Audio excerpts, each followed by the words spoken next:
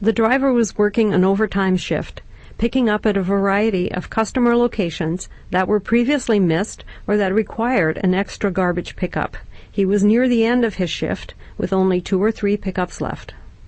The truck he was driving on this day was different from the other 2 trucks he routinely drove.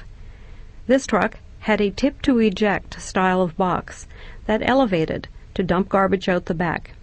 The control panel in the cab for the garbage-related functions had a tip switch to raise the box. The trucks he drove on his regular routes had a fixed box that used an internal blade to push and eject garbage. Naturally, the control panels of those trucks did not have a tip switch. On the day of the accident, the road conditions were excellent, with light traffic moving easily on the straightaway. A witness saw the garbage box begin to rise 1 kilometer before the overpass. Over this last kilometer of travel, the garbage box continued to rise to impact height. By the time the truck reached the overpass, the box was raised high enough that the front end of the garbage box struck the side of the overpass. The force of the impact lifted the floating end of the 50-ton overpass off its concrete securing pin and pushed it off the support pillar. The impact threw the arms and forks of the box forward over the guardrails of the overpass. The overpass fell across the highway directly onto the cab of the truck and sank under its own weight, crushing the cab and the driver trapped within. The investigation sought to identify all the contributing and causal factors. Based upon our findings, I would like to describe what we believe happened. Top-loading garbage trucks, like the truck in this incident, have a top door through which garbage is dumped in.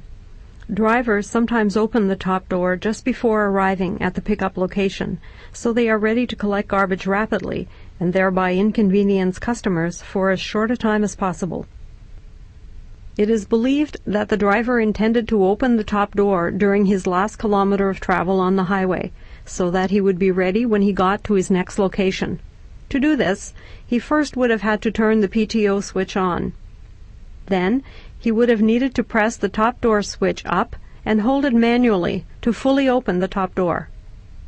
However, it is believed that instead of pressing the top door switch, the driver inadvertently pressed and held the tip switch.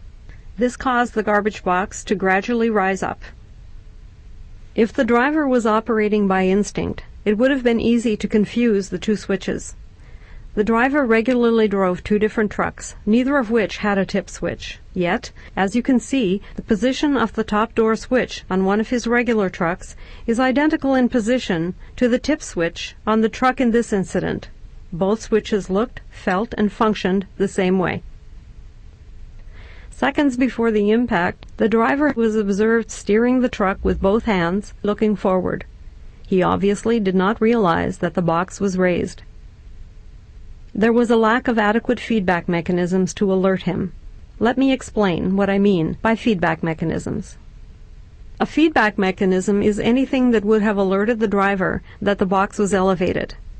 The investigation measured the added noise and vibration that occurred when the box was lifted and found that it would not have been noticeable to the driver given the already high levels of noise and vibration.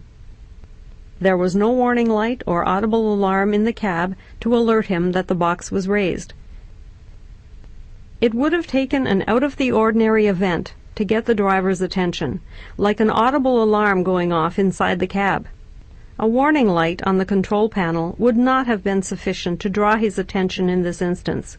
The company has since retrofitted tip box trucks with an audible alarm to warn the driver if the box elevates.